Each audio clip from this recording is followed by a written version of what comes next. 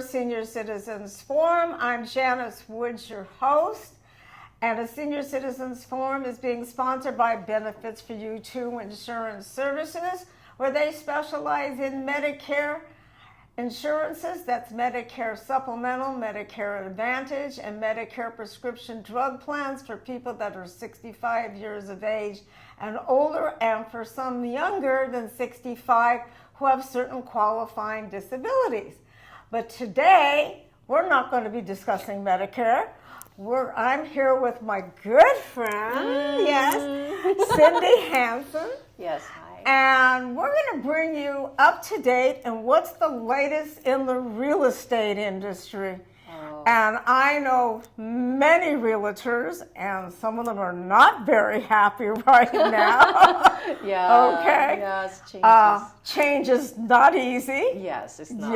Yeah. But if you own property or you want to buy property, there's changes that are coming this coming August. Yes. And this show is going to be seen in August. Right. So it's very timely. Yes. Cindy and I has been on the Senior Citizens Forum before, but we wanted to bring you the latest information that's out there and how it's going to affect you as being either a buyer or a seller.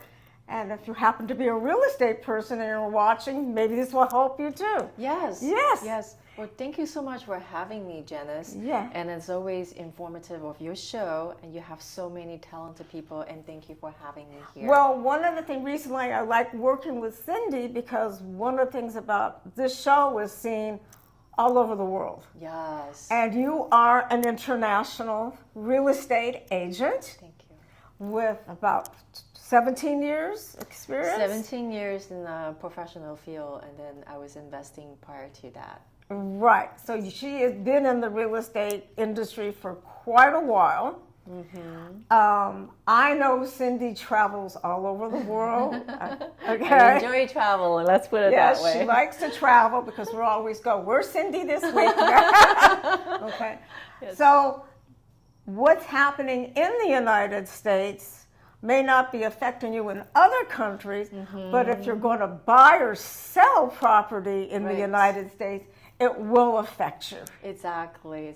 So, yeah, the story goes that a couple years ago, there was a lawsuit, which is somewhere in the Midwest, and the seller hired a realtor to represent him, but he was questioning, why do I need to pay the buyer agent who is now representing me and then negotiate against me, which I think is a valid reason. So because that, this year, and they won the lawsuit, so the entire United States, we're changing the law that on August 17th, 2024, that if you are buying a home, you'll be hiring your own realtor. So you'll be compensating your realtor directly. Now on the seller side, I think it's very fair. Seller can choose. You have options too if you're a seller. Okay, but right now, right before now, the changes, okay. Because we're used to jumping. If I'm selling a piece of property, yes, okay, is it my understanding as things stand today that everything's coming out of the seller? Seller's is that pocket. correct? Yes. Seller choose to. He will have his own representation. He's paying for his own agent and also compensating, incentivize the buyer agent to show his property and pay the buyer agent a compensation. Right. So that's what the big change is. So this person who went up and did this legal action, the legal complaint and went to the court system to get this change taken place. Yeah. I can understand as the seller, why should I be paying for? Yeah, I mean, I For the understand buyer. that too. I understand Yeah, that too. Yes. that makes sense. So if I'm looking at it in a very unemotional way, Right, Okay. exactly. if I'm just selling a piece of property, this benefits me as the seller. But if I now want to go buy a piece of property, okay, Right. now from what I was reading, and maybe you could help explain that, there didn't look like there was any set fee for what the agent can charge a buyer. So if I'm looking at, let's say, $1 million piece of property, it's 10,000. I mean, I want to charge 10% You as an agent? as the agent Oh, wow. to represent me. Oh, Can wow. I do that? I'm just making this You up. could. Again, real estate commissions always negotiable. Doesn't matter this new law affects. So prior to this and after August 17, it's always negotiable.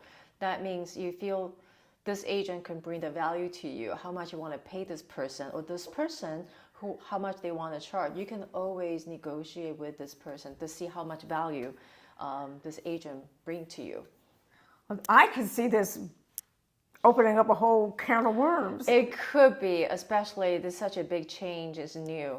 But since I travel so much, like outside the United States, in Asia, the buyer always hiring their own agent. They are so used to paying their own agent to buy homes.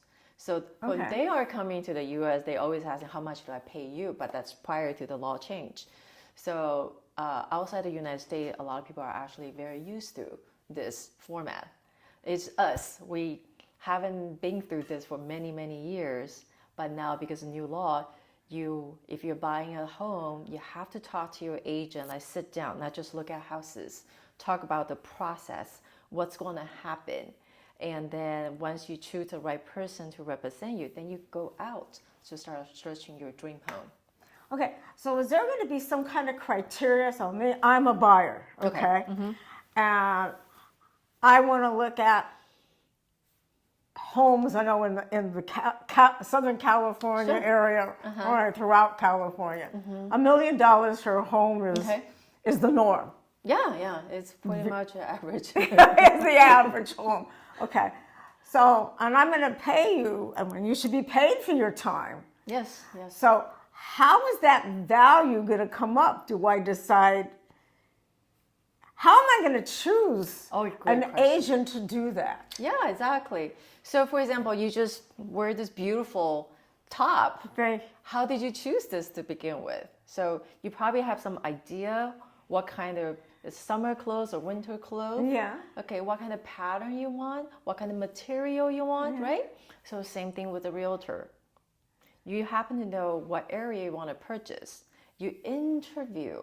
It's very important, like you shop around. You interview this agent, or 2 or 3 agents, and you find the one who can really resonate, listen to you, understand what you are looking for. Because the agent's job is not only to find your dream home for you in the shortest amount of time, but really cater to you. Like, well, I don't want to put an extra large on you. You're so petite. So I want to find this perfect home, perfect size for you. So you, through the conversation, you kind of understand, does this person has the experience that I'm looking for? Is he or she a good negotiator? Can he or she save time for me without looking at every single open houses? I just want to target specific. This is what I'm looking for. And guide me through the whole process. Another remains not just looking at houses. How do I make an offer? How do I negotiate? The timeline. Do you need to sell your home? Or do you doing 1031 exchange? Understand your background and taking you moving forward. So I'm going to do the same thing with looking for a real estate agent. I'm going to talk to my friends to see if they've used them. Yes, absolutely. okay. Referrals always the best. Okay. And one of the things in this day and age we all do, Yes. we go in and I like to Google a name. Not only do I want to look at what's positive that's written out there, I also look at what's the negative. Yes. Okay. Yes. Right. Now, not everybody's personalities work together, Exactly. Right. Exactly. but you want to get a feel. I would want to use somebody that I know has already used someone. Yes. That's this person is highly recommended from someone else's past experience. And if this is a good friend of yours, he or she, if they have a great experience, most likely you're going to have a similar or better experience. Right. So again, you got to be careful about who you're talking to.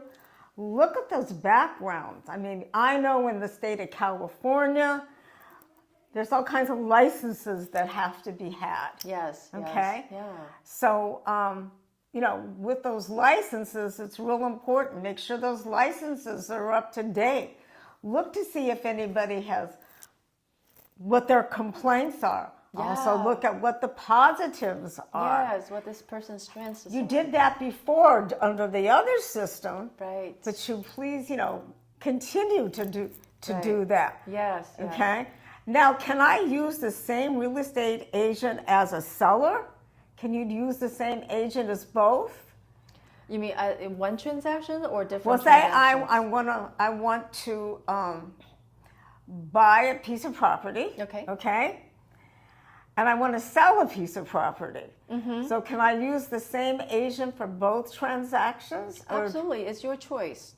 So if you know this person and you want this person to represent you fully, the buy side and the sell side, absolutely. I'm sure he or she will do even better and harder for you just because the trust that you put into this person. Okay. And another thing is definitely check out their experiences. Having a license for 20 years doesn't mean that they have 20 years experience. You want to ask them how many transactions have you done in the past, and how many deals you do per year, and are you focusing on more buyer or seller or investors. So you want to find out this person's background and see if that would be a good fit for you. Absolutely. Well, we're going to take a little break right now. We're going to hear from Arash. He and I are going to talk about scamming and hacking. And we will be back in a couple of minutes. Thank you. Thank you. Arash, let's talk about scamming today. For sure, yes. Okay, so what is scamming? Scamming is if someone or an organization or a group want to connect to anything valuable from you. For example, to your bank, to your insurance, to any account, Yahoo, Gmail, emails in general, or anything that's valuable to you. So Valuable, that's your personal information that leads into your value. That's exactly right, Yeah. yes. And that's the way. It's very important to know the valuable things have a good protection behind them, and then we're going to talk more about that as well. So that's in general is when they try to do that, and they have different ways to do that as well, that we're going to go over it today as well. Yeah, we're going to go over that as quickly as we can, okay? Sure. Yeah. So if I want to protect myself from scamming, to me it's an overwhelming subject. Sure. Okay. Exactly. So I would say the first thing, scamming can come email, scamming can come a phone call, scamming can come in the mail. I got a mail last week from IRS, that you owe this tax, and then I checked with my CPA, and he said it's a scam. Right, it's a scam. Yeah. Or it can come from, anywhere. Somebody knocking at your door. Exactly. That's very true. And then, but we have to understand when the scammers try to come and then to access to your important information in different ways that you explained. First step, the traditional way, and nowadays still we use passwords. So very important to use correct passwords for our information. Okay, so that would be like on your email. For your email, for your bank account, for your even for your when you have the water bill, electricity bill, those important. Do not use, for example, the password for your bank account for your water bill. Right. Do not use your email password for it. So that's and don't use your birthday. Exactly. Don't use your name. Don't use your say. And lots of time you have person that helping you or an IT company or someone that knows more, and they say you have to have a complicated password. Do not say, no, I don't want it. I want my welcome one explanation, something like that. Well, it's going to depend because I know banks require certain passwords Perfect, yes. and protection. Medical, if I go into, I call it my chart for where I go, Of course, they have extra protection for going in. they have extra But protection. I thought I was scammed the other day. Somebody called, I think it wasn't a phone call, I think it was a text message saying, oh, all your email accounts and your bank accounts have all been, what is it called?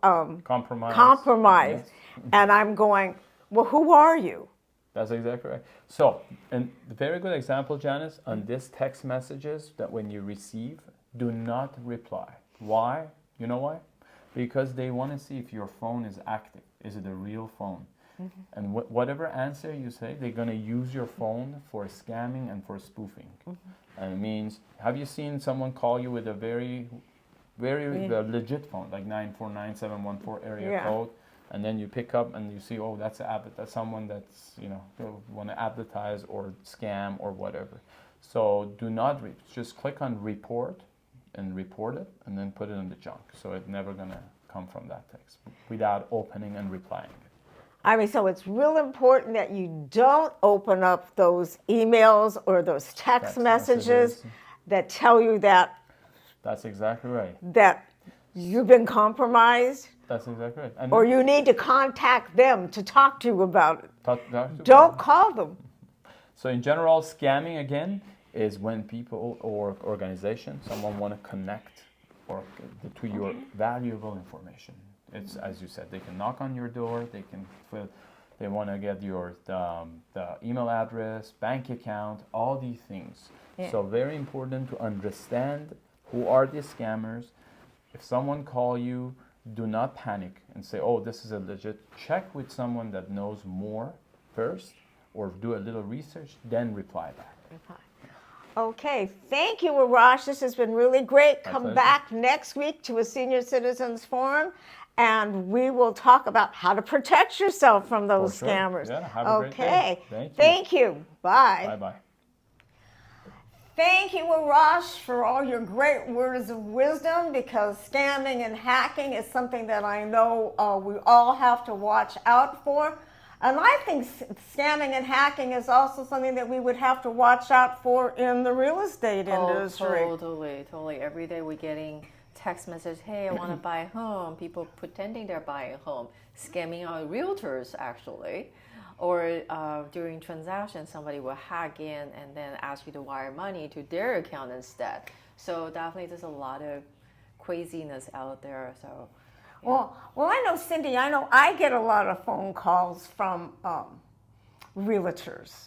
Really? Yes, a lot of phone calls. Not you. And I figure I'm making the assumption that they are real estate people that are new to the industry. Because if you're well established, cold calling is like one of the worst things in the world. It's brutal.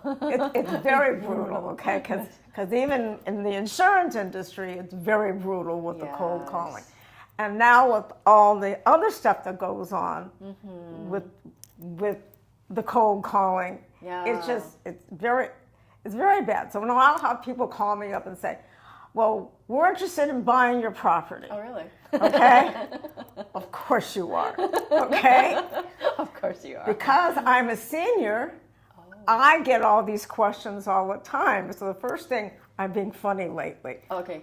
First, when somebody says to me, and I know right away if it's a scam, I'll tell them, oh, before I can talk to you, I need your social security number, and I need your bank account information. And if they hang up on me instantly, you know. I know. Because I'm going, if you're going to have the nerve to ask me for my personal information, then you better why give me not? yours, right? So Yeah. smart. You're so intelligent. Why not? But that goes back to what Arash and I were talking about. But in real estate, it's like constantly. It's constant that they call. Okay. I mean, and it's like a couple times a day, I think Really? you can get a phone call. So typically, if you did try to sell your home, it was not successful.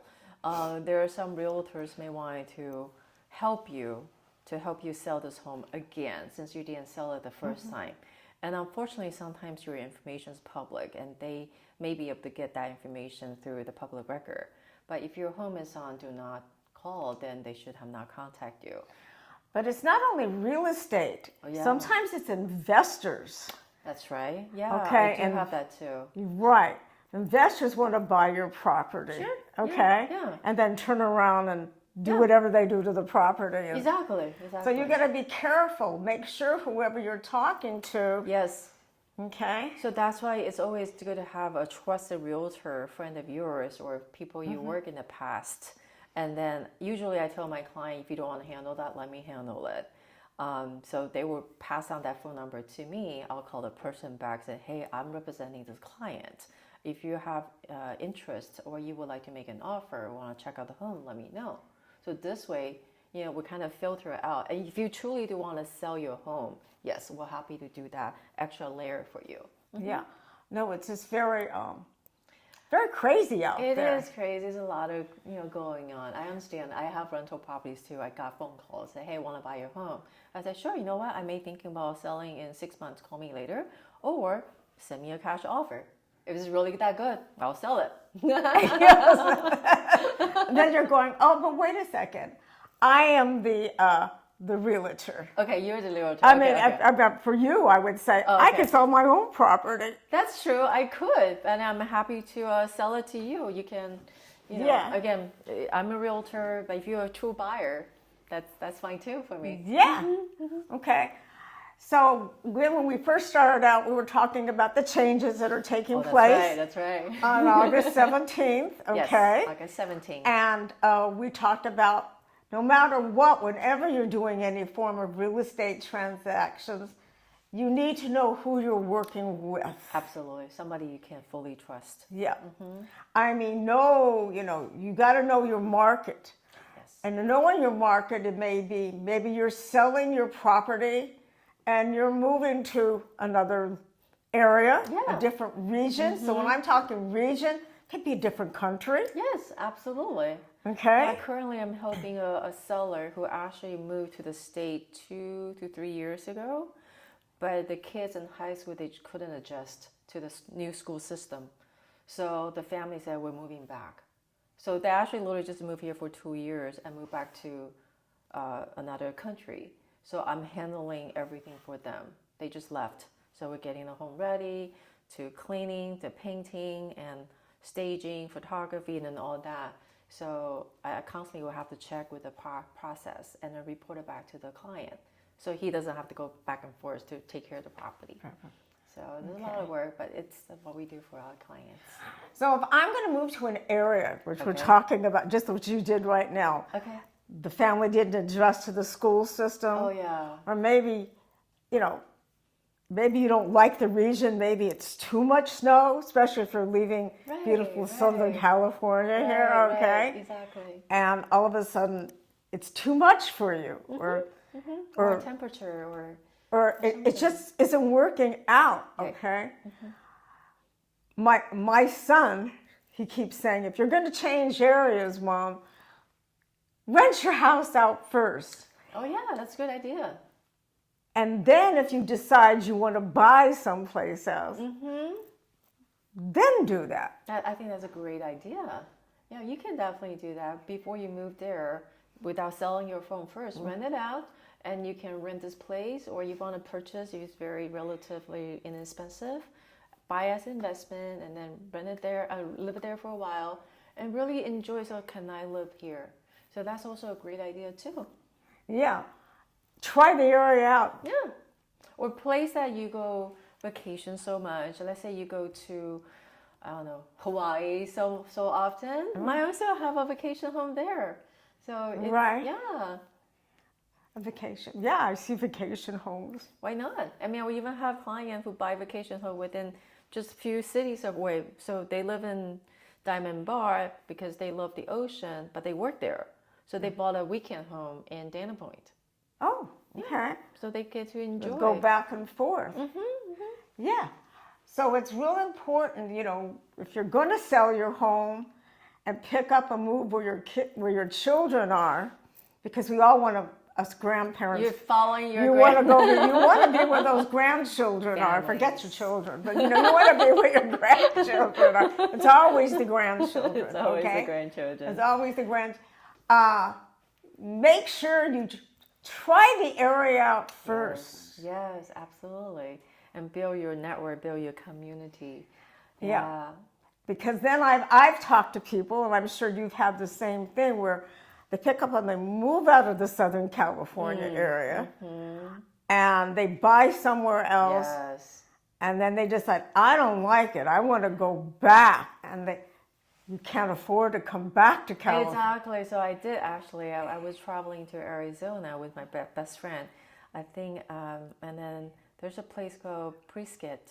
Beautiful, really nice. And this young builder who actually saw the opportunity and move everything there and start building houses and selling it. He's making good money, but he says, Cindy, I'm bored. He's so young. He's in his late 30s or 40s, and there's no nightlife for him. So it's mainly for retirees, but he says, now I'm moving back to Orange County. So yeah, like you said, try it and see if that's a place for you. Right, yeah. Right. Now what happens if, I got to go through the same process if I don't like where I moved to, Okay. and I want to move again? I just have to go through the same buyer-seller process? Well, hopefully you already have a good realtor. I mean, let's say if my client want to move to Texas, okay? I don't serve Texas, but I network with a lot of agents. I will have good referrals for you. So if you want to, you can actually either interview this agent that I referred to, or check online or ask your friends who already moved there. So a good realtor is like a good friend, that he or she will have network, not just other realtors, maybe attorneys, doctors, and CPAs. They can refer you to the right people. And I know different states have different rules. Yes, even the paperwork is all different. So California, we have lots of paperwork, but other states could be not one pieces. But I remember when we're dealing with one in Florida, it's just a couple, paper. It's not if you bought and sold home in California, you already done the worst. So everywhere else is actually a lot easier, and their laws is different. Some of them are attorney states, and we're not here in California. Well, I remember the process, and this is 7 years ago, that my brother and sister-in-law sold their home, and they were working with a real estate person and an attorney. What state was that? Florida. Oh yeah, yes, that's our attorney state. Yes. Yeah. Yeah, so it's very different, and here we don't have that. So you save money on the attorney fee. Well, so you have a notary fee, which is not as bad. No, that's attorney. as an attorney fee. Okay, so you got to really watch. Yes, I remember. Currently, right now, I'm helping another overseas international buyer. So I constantly also review their documents and make sure, hey, okay, are you sure you want to do this way or that way? If I don't know the answer or I'm not sure about the answer, I connect he or she with the right person, like the title person, to help them with the vesting or the questions about the escrow fees, and they can, having a realtor who is in the business full time, they can help you connect with the right people to make sure your documents fully executed correctly. Yeah, so that's all. It's all interesting to me how just from one state to the next. Yes. Very different. That you're going to have such different things, but with this new law coming in, it's affecting every realtor. Everyone, and then I bet there's still some realtors now out there still don't know what happened, because our office, we start training our agents to understand, not just understanding the new law, because there are new paperwork we need to study and know how to fill them out. Well, I understand you guys have been going through a lot of classes even. Oh yeah, we have to. Every year, we have to take classes for the new updated contract, because the state changes all the time. So we all have to learn. We all have classes, mandatory classes we have to take. Every couple of years, we have to renew our license. So that's another test. And so this new change, yes, our companies start prepping all the agents. So we have to learn the new law, the new the contracts. So it's so much. If this buyer just take you out, a buyer agent just take you out to look at homes without consulting, you need to stop and really make sure this agent knows the new law and knowing your rights. And then you don't want to get into a situation and say, well, you didn't tell me. I thought seller's paying you. So August 17, after that, if you're buying a home, you have to hire your own buyer agent. Yeah. And there's actually a lot more into it, not just hiring it. This agent needs to know your choices are, what's going on with negotiating with the seller. It's a lot. It's not just like 2 minutes talk. Yeah, definitely. So if you run across a realtor that does not know this is going on, I wouldn't want to work with that realtor. It's big. It's big in our industry right now. Yes. Yeah. I know it's like in all, I know in the insurance industry, of course that's broken down into many different industries within, but there's always changes going on. I know. It's constant. Yes.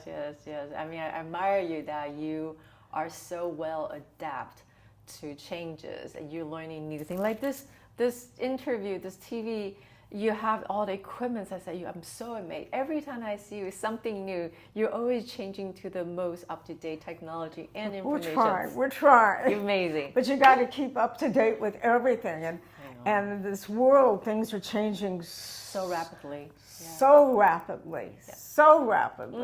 So I think it's just real important that you really understand what real estate agent you're working with. Yes. Because we're not talking, well, especially if you're in California. Yes. We're not talking small amounts of money That's true. being exchanged. That's true. We're talking about large amounts of money. Yes.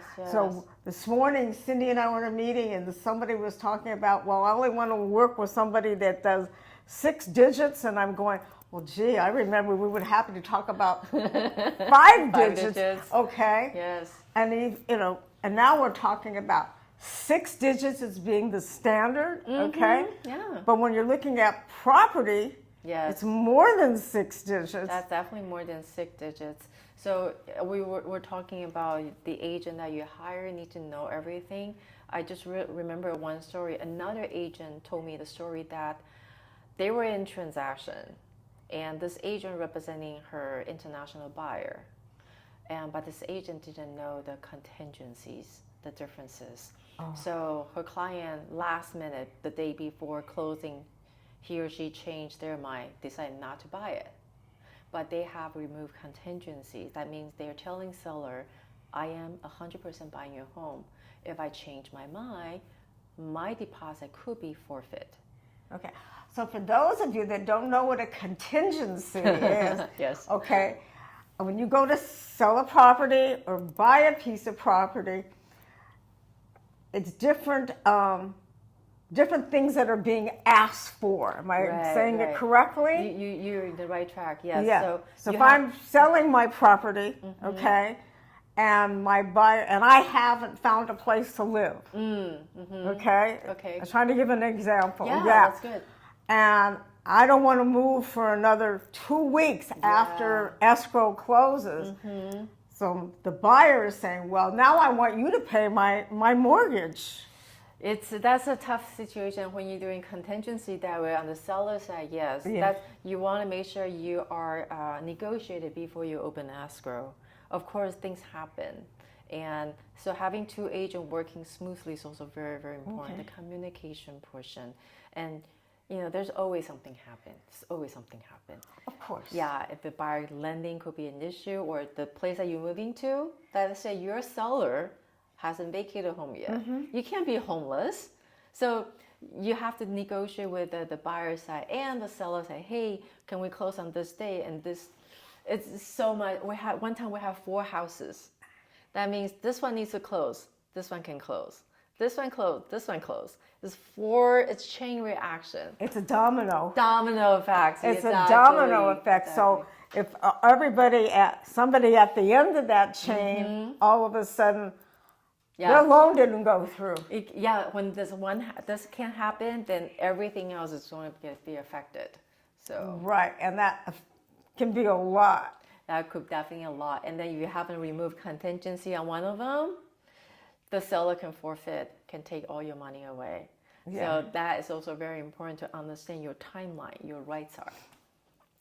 So it's important when you go into doing these very expensive transactions It could be costly. that you're working with somebody that understands all of this. Exactly, knowing your rights and protecting you. And yes, you want to be protected. I mean, because buying a piece of property can be one of the biggest financial. It could be a burden, but it could be also a money-making machine for you. So Right. depends on how you. Okay. Now, just real quickly, I'm going to go away from the home. Okay. Okay. Okay.